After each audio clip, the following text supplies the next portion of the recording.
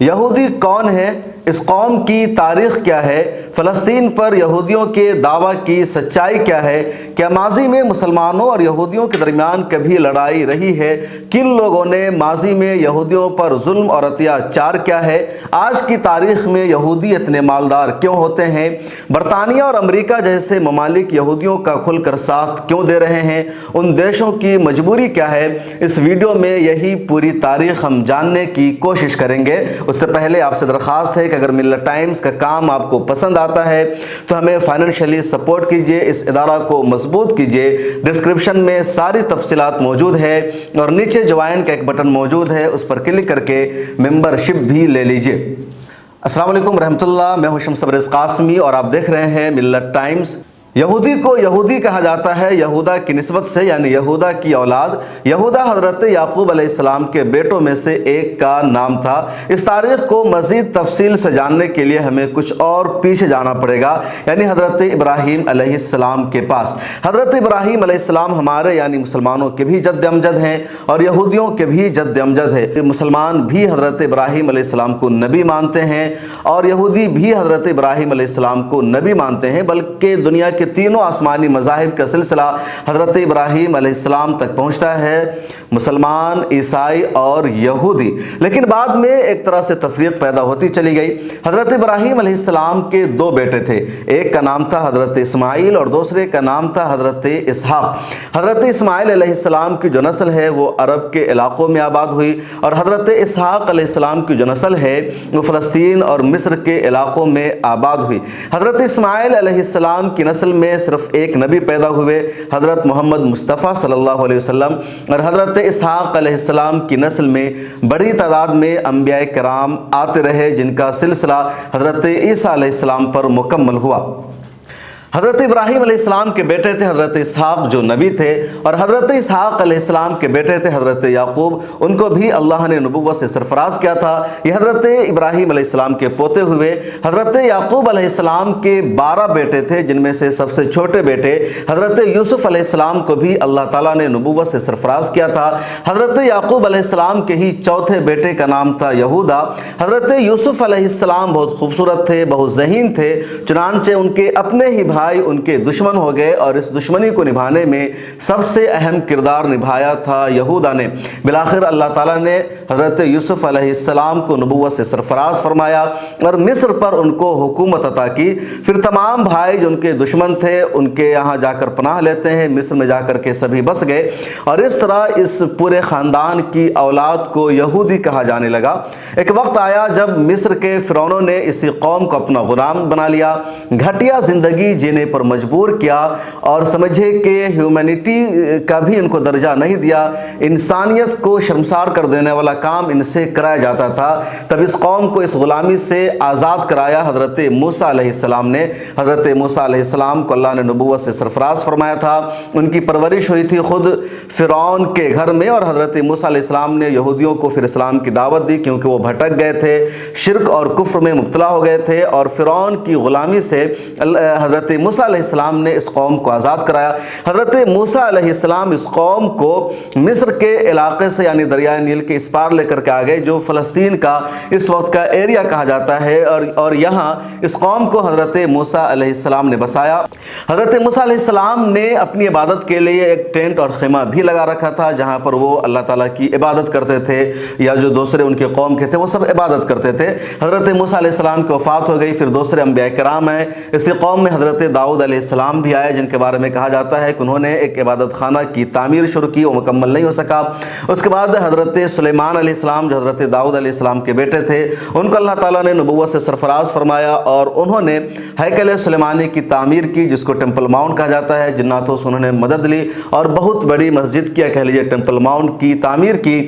جس کو یہودی اپنا عبادت خانہ اور ہیکل سلیمانی کہتے ہیں، اور یہ بھی یہودی اور مسلمانوں کے درمیان لڑائی کی ایک وجہ ہے۔ تو یہ تاریخ یہاں تک ہوئی۔ یہودی فلسطین میں تقریباً بسے ہوئے تھے، ان کا ٹیمپل ماؤنٹ تھا، وہ عبادت کرتے تھے۔ اس کے بعد 587 قبل مسیح میں یعنی حضرت عیسیٰ علیہ السلام کی ولادت سے 587 سال پہلے بنو خز نصر نام کے ایک بادشاہ نے یروشلم یا پورے فلسطین کے علاقے پر حملہ کر دیا، اور اس حملہ میں انہوں نے ٹیمپل ماؤنٹ کو تباہ و برباد کر دیا، یہودیوں کو غلام بنا لیا اور اس پورے علاقہ کو ان سے خالی کرا لیا۔ اس کے کچھ سالوں بعد دوبارہ ایران کے سائرس اعظم بادشاہ نے بابل پر حملہ کیا اور حملہ کر کے یہودیوں کو آزاد کرا دیا۔ یہودی دوبارہ یہاں کر کے بس گئے اور یہودیوں نے پھر اپنا ٹیمپل ماؤنٹ یہاں بنا لیا۔ اس کے بعد رومر امپائر نے پھر اس علاقے پر قبضہ کیا اور حضرت عیسیٰ علیہ السلام کی ولادت سے 63 سال قبل رومر امپائر نے فلسطین اور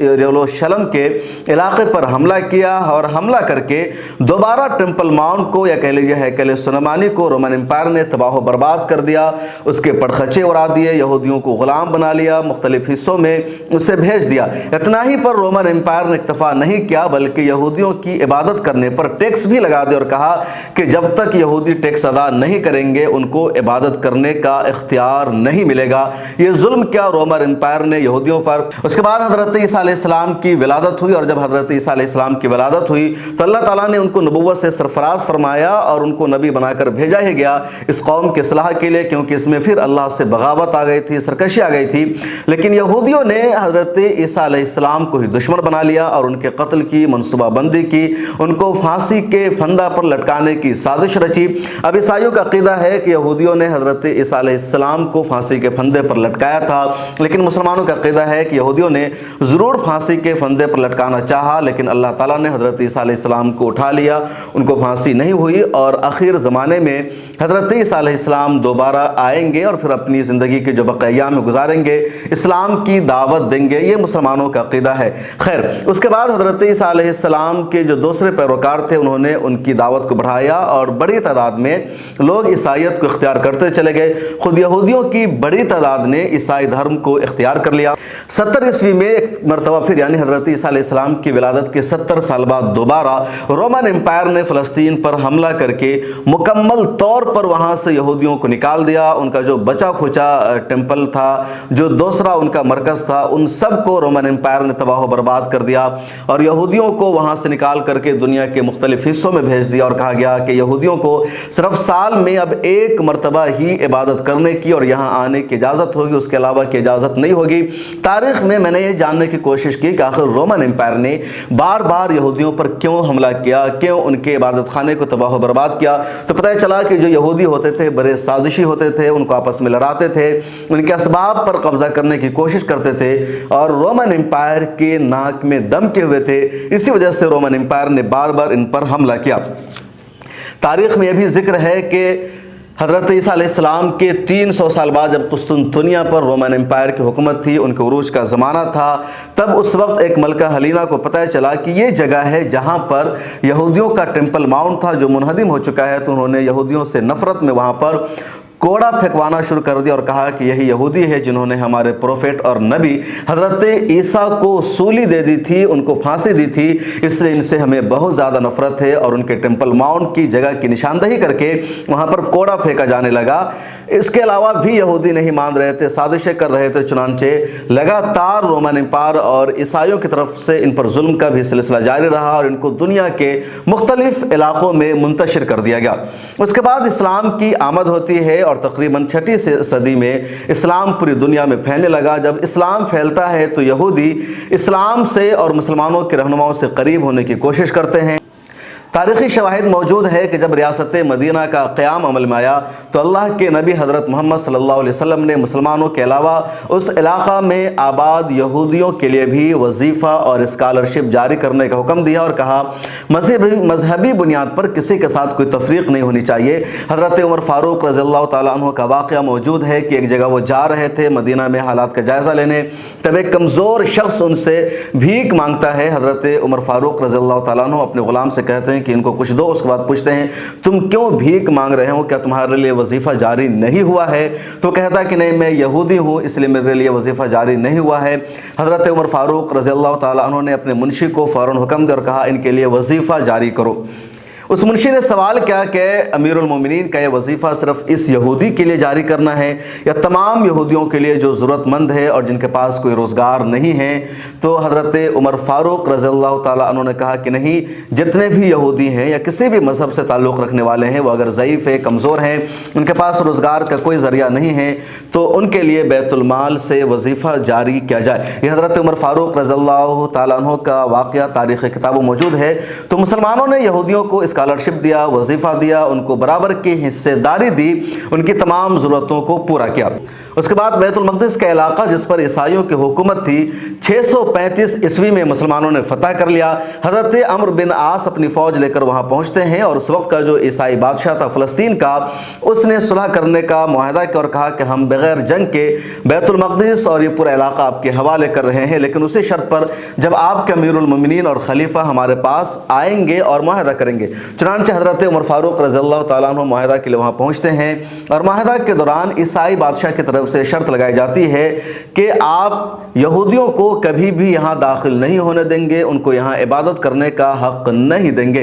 ईसाई बादशाह ने कहा क्योंकि माजी में कई मरतबा हमारी हुकूमतों ने यहूदियों को मशरूत शर्तों के साथ इजाज़त दी थी आने की, लेकिन उन्होंने हमारे ख़िलाफ़ साजिशें की, हमारे ख़िलाफ़ बगावत की। इसलिए हम चाहते हैं कि इस मरतबा जिस तरह हमने उन पर पाबंदियाँ लगा रखी थी, टैक्स लगा रखा था और उनको यहाँ दाखिल होने की इजाज़त नहीं दे रखी थी, उसी तरह आप भी यही करें। हज़रत उमर फ़ारूक रज़ियल्लाहु ताला अन्हु ने ईसाइयों की इस शर्त को मानने से इनकार कर दिया और कहा कि नहीं, हम इस शर्त को नहीं मानेंगे क्योंकि फ़लस्तीन का जो इलाका है वो यहूदियों के लिए भी मजहबी हैसियत रखता है, उनका यहाँ टेम्पल माउंट रहा है, लिहाजा उनको यहाँ पूजा करने की और इबादत करने का इख्तियार हासिल है और वो आएंगे। हाँ, हज़रत उमर फ़ारूक रज़ियल्लाहु ताला अन्हु ने यह ज़रूर कहा कि मुकम्मल तौर पर उनको यहाँ हो सकता है बसने से रोका जाए,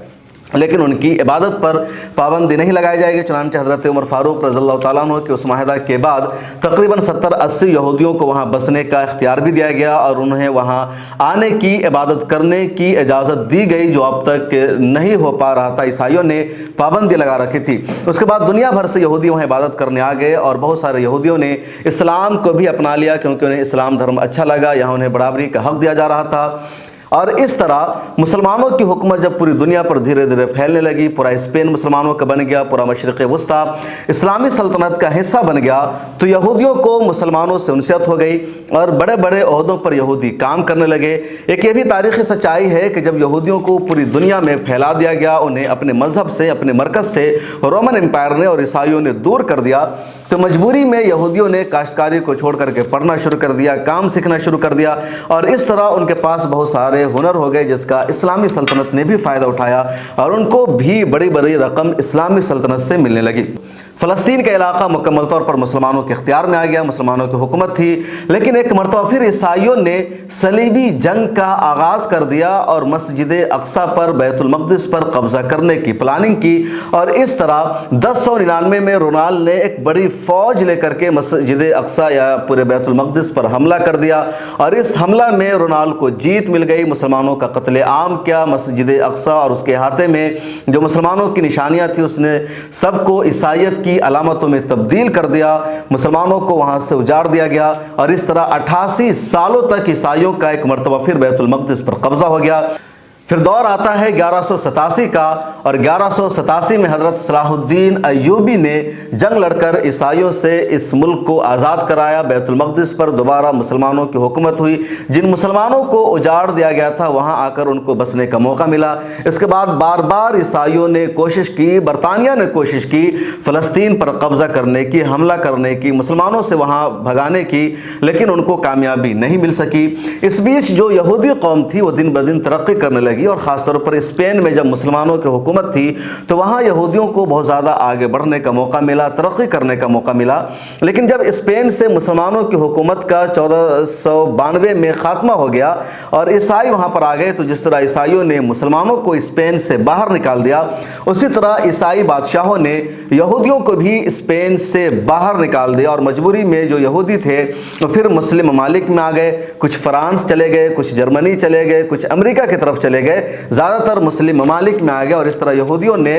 بڑھنا شروع کر دیا، ترقی کرنا شروع کر دیا، اور اتنا انہوں نے معیشت میں آگے اپنی پہچان بنا لی کہ کئی بڑے بڑے بادشاہوں کو جب جنگ کرنے کی ضرورت پڑتی تھی تو یہودی ان کو سرمایہ دیتے تھے، مدد دیتے تھے، اور ان کا پیسہ استعمال کیا جاتا تھا۔ یہی وجہ ہے کہ جب جرمنی کے معیشت پر، اکنامک سسٹم پر یہودی بہت زیادہ قابض ہو گئے، اس نے ہٹلر کو مجبور کر دیا، تو ہٹلر نے یہودیوں کے قتل عام کا پلان کیا، اور تمام یہودیوں کا سب سے زیادہ قتل ہٹلر نے کیا، جو مذہبی طور پر عیسائی دھرم سے ہی تعلق رکھتا تھا، اسلام سے اس کا کوئی تعلق نہیں تھا۔ 18ویں صدی میں جب یہودی معیشت پر بہت زیادہ حاوی ہو گئے، پوری دنیا میں ان کی بڑی بڑی کمپنیاں ہو گئی، وہ لوگوں کو سود پر پیسہ دینے لگے، کئی ممالک کے حکمراں ان کے سامنے مجبور ہو گئے، تب یہودیوں نے اپنے لیے ایک الگ وطن کی مانگ کی۔ سوئٹزرلینڈ میں دنیا بھر کے یہودی رہنماؤں کو بلا کر کے عالمی صہیونی کانگریس کی بنیاد رکھی گئی، اور اس میں یہ تجویز پیش کی گئی کہ اب یہودیوں کے لیے بھی اپنا ملک ہونا چاہیے۔ پچھلے 2500 سالوں سے ہم بھٹک رہے ہیں، در در کی ٹھوکریں کھا رہے ہیں۔ ان دنوں فلسطین کا یہ پورا علاقہ اوٹومن امپائر کے ماتحت تھا، چنانچہ امریکہ، برطانیہ، اس وقت حالانکہ امریکہ زیادہ پاورفل نہیں تھا، فرانس تھا، ان تمام ممالک کے رہنماؤں نے یہودی رہنماؤں سے کہا کہ آپ کے لیے بہتر یہ ہوگا کہ فلسطین سے آپ کا کہیں نہ کہیں رشتہ رہا ہے، لہٰذا فلسطین میں جا کر کے اپنی حکومت بنائے اور اوٹومن امپائر سے اس کی مانگ کرے۔ اوٹومن امپائر کے سامنے یہودیوں کا وفد آتا ہے، ڈیلیگیشن آتا ہے، اس وقت خلیفہ تھے سلطان عبدالحمید الثانی، ان کے سامنے تھیوڈ ہرزل نے اپنی ڈیلیگیشن کی ترجمانی کرتے ہوئے کہا کہ ہم نے فرانس کی پیسوں سے مدد کی ہے، برطانیہ کی مدد کی ہے، اور آپ پر ان دونوں فرانس کا اور یورپ کا بہت زیادہ قرضہ ہے، وہ لگاتار آپ کو پریشان کر رہے ہیں، ہم آپ کی اس پریشانی کو دور کرنا چاہتے ہیں، بس شرط یہ ہے کہ اب زمین کا چھوٹا سا ٹکڑا ہم یہودیوں کو بسنے کے لیے فلسطین میں دے دیں۔ یہ سن کر سلطان عبدالحمید کا غصہ بہت زیادہ بڑھ گیا، اور انہوں نے فوراً یہودیوں کے ڈیلیگیشن کو نکال دیا اور کہا کہ ہم فلسطین میں کسی بھی طرح ایک الگ ملک کے قائم ہونے کی اجازت نہیں دیں گے، نہ باضابطہ یہودیوں کو وہ سرزمین دی جائے گی۔ ہاں، یہودیوں پر جس طرح دنیا بھر میں ظلم ہو رہا ہے تو ان کو ہم مختلف علاقوں میں ضرور بسا سکتے ہیں، اور مختلف علاقوں میں خلیفہ سلطان عبدالحمید نے یہودیوں کو بسایا۔ روس میں جب یہودیوں کو مارا جا رہا تھا، ان کو کشتیوں میں بھر کر کے، پانی جہاز میں بھر کر کے سمندر میں ڈال دیا جاتا تھا، ان کی کشتی سمندر میں بھٹکتی رہتی تھی کہ کہیں ان کو پناہ ملے، تو سلطان عبدالحمید نے جو اوٹومن امپائر کے علاقے تھے، عراق کے ایریا، شام کے ایریا، وہاں ان یہودیوں کو بسایا۔ جرمنی سے جب یہودیوں کو نکالا جا رہا تھا تو انہوں نے بسایا، فرانس سے بہت سارے یہودیوں کو نکالا گیا تو انہوں نے اپنے علاقوں میں بسایا، اور اس سے پہلے بھی جب اسپین سے یہودیوں کو نکالا گیا تو اس وقت کے عثمانی جو حکمران تھے انہوں نے بڑی تعداد میں اپنے علاقوں میں، یا کہہ لیجیے مسلم ممالک ایریا میں، یہودیوں کو بسانے کا کام کیا تھا۔ تو سلطان عبدالحمید نے یہودیوں پر اس طرح رحم و کرم کیا، لیکن ایک الگ سے زمین کا ٹکڑا دینے سے صاف انکار کر دیا۔ یہودیوں کو جب یقین ہو گیا کہ اوٹومن امپائر سے ہمیں مدد نہیں مل سکتی ہے، تو پھر یہودیوں نے برطانیہ سے رابطہ قائم کیا، امریکہ سے رابطہ قائم کیا، فرانس سے رابطہ قائم کیا، اور ان ممالک نے کہا کہ ہم تمہاری مدد کریں گے، اور ضرور فلسطین میں ہی آپ کے اسرائیل ریاست کا قیام عمل میں آئے گا۔ اس واقعہ کے بعد ہی 1914 میں فرسٹ ورلڈ وار کا آغاز ہو گیا۔ فرسٹ ورلڈ وار، یا کہہ لیجیے پہلی عالمی جنگ کا بنیادی مقصد ہی تھا اوٹومن امپائر کو خاتمہ کرنا۔ چنانچہ 1914 میں پہلی عالمی جنگ شروع ہوئی، اور 1918 میں پہلی عالمی جنگ کا خاتمہ ہوا، اور اس جنگ کے خاتمہ کے ساتھ ہی اوٹومن امپائر کا، خلافت عثمانیہ کا خاتمہ ہو گیا۔ 1922 تک یہ سلسلہ چلتا رہا، لیکن اس کے زیادہ تر علاقوں پر اس وقت کے جو فاتحین تھے انہوں نے قبضہ کر لیا۔ زیادہ تر حصوں پر برطانیہ نے قبضہ کیا، کچھ حصوں پر فرانس نے قبضہ کیا، کچھ اور ممالک نے اپنا کنٹرول حاصل کرنے کی کوشش کی۔ فلسطین کا یہ جو پورا علاقہ تھا اس پر برطانیہ نے اپنا کنٹرول حاصل کر لیا، اور برطانیہ کا جیسے ہی فلسطین پر کنٹرول ہو گیا، برطانیہ نے یہودیوں سے وہاں اسرائیل نام کی ریاست بنانے کا وعدہ کر لیا، اور بڑی تعداد میں برطانیہ نے دنیا بھر کے یہودیوں کو بلا کر کے فلسطین میں بسانا شروع کر دیا۔ اس طرح فلسطین وہاں آتے رہے، اور 7% زمین پر یہودی قابض ہو گئے۔ اس کے بعد اقوام متحدہ کا 1945 میں قیام عمل میں آیا، اور اپنے قیام کے اگلے 2 سال بعد ہی 1947 میں اقوام متحدہ نے ایک ریزولوشن پاس کر کے فلسطین کی 56% یعنی 56% زمین یہودیوں کو دینے کا اعلان کر دیا، اور کہا یہاں پر ایک اسرائیل نام کی ریاست بنے گی، اور جو بقیہ بچ گیا ہے زمین کا ایریا وہاں پر فلسطین نام کی ریاست ہوگی۔ جب اقوام متحدہ نے اعلان کیا تو مسلمانوں نے اس کا وروध کیا، اس کی مخالفت کی، یہودیوں نے کہا کہ نہیں، ہم اپنا ملک بنائیں گے، اور اسی کے ساتھ برطانوی فوج کی مدد سے یہودیوں نے مسلمانوں پر حملہ بھی کر دیا۔ 2.5 لاکھ مسلمانوں کو مزید یہودیوں نے بے گھر کر دیا اور علاقوں پر قبضہ کر لیا۔ 1 سال بعد برطانیہ نے اس علاقہ کو چھوڑنے اور آزاد کرنے کا فیصلہ کیا، اور اس طرح 14 مئی 1948 کو یہودی کے اس وقت کے سربراہ ڈیوڈ بن گورین نے فوراً اسرائیل نام کی ریاست کے قیام کا اعلان کر دیا۔ برطانیہ نے اس ملک کو اچانک چھوڑنے کا اعلان ہی اس لیے کیا تھا کہ اسرائیل فوری طور پر اپنی ریاست کا اعلان کر دے، اور جیسے ہی بن گورین نے اپنی ریاست کا اعلان کیا، اسرائیل کے قیام کا اعلان کیا، امریکہ نے اسے تسلیم کر لیا، روس نے تسلیم کر لیا، برطانیہ نے تسلیم کر لیا، اقوام متحدہ نے اس کو منظوری دے دی۔ اسی کے ساتھ عرب اور اسرائیل جنگ کی شروعات ہو گئی، کیونکہ مسلمانوں نے اس کا وروध کیا تو یہودیوں نے برطانیہ کی فوج سے، امریکہ کی فوج سے عربوں پر حملہ کر دیا، اور 1948 کی عرب اسرائیل وار میں 8 لاکھ مسلمانوں کو مزید بے گھر ہونا پڑا۔ ان کے علاقوں پر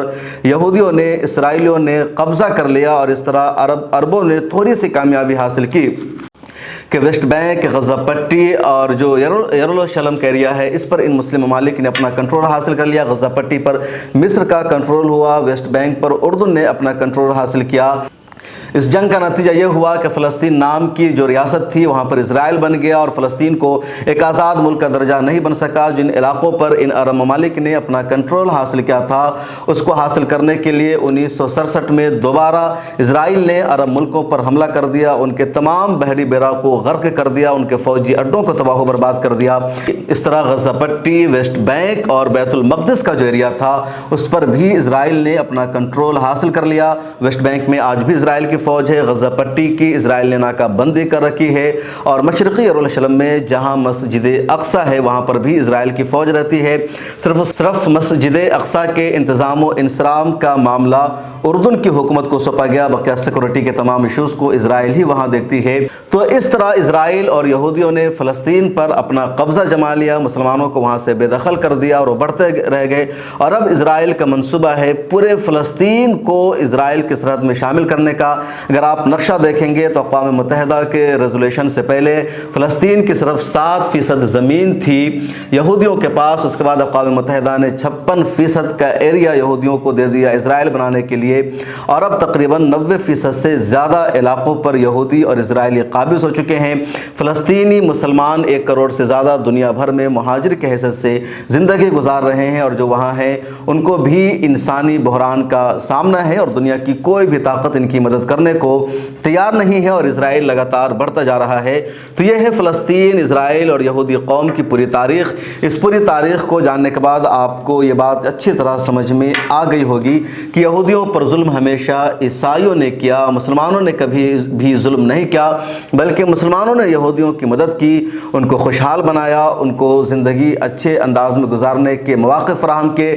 عیسائیوں کے ظلم و ستم سے یہودیوں کو بچانے کا کام مسلمانوں نے کیا، اور لڑائی تھی ہمیشہ مسلمانوں اور عیسائیوں کے درمیان۔ آج بھی جو لڑائی ہے دنیا میں وہ عیسائی اور مسلمانوں کے درمیان ہے، کیونکہ دنیا پر ایک طرف عیسائی حکومت کرنا چاہتے ہیں، دوسری طرف مسلمان حکومت کرنا چاہتے ہیں۔ دونوں قوم سپر پاور رہی ہے، کبھی مسلمان سپر پاور رہے، کبھی عیسائی سپر پاور رہے۔ آپ دیکھیں تو اسلام کی آمد سے پہلے عیسائیوں کی دنیا کے بیشتر حصہ پر حکومت تھی، وہ سپر پاور تھے۔ جب اسلام آیا اور اسلامی سلطنت کا دائرہ بڑھنے لگا تو عرب کے علاوہ شام، عراق، فلسطین، مصر اور پھر پورا جو اوٹومن امپائر کا ایریا ہے، استنبول کا ایریا ہے، قسطنطنیہ، اٹلی، ہنگری، ان سب پر مسلمانوں کی حکومت ہو گئی، اور آدھے یورپ پر بھی اوٹومن امپائر کی حکومت تھی، اور تقریباً 500 سالوں تک خلافت عثمانیہ دنیا کی سپر پاور طاقت بن کے رہی۔ اس بیچ کئی مرتبہ صلاح الدین ایوبی نے جب فتح کر لیا تھا مسجد اقصیٰ کو، تو عیسائیوں نے دوبارہ فلسطین کو پر حملہ کرنے کی، اس پر قابض ہونے کی کوشش کی، لیکن کامیابی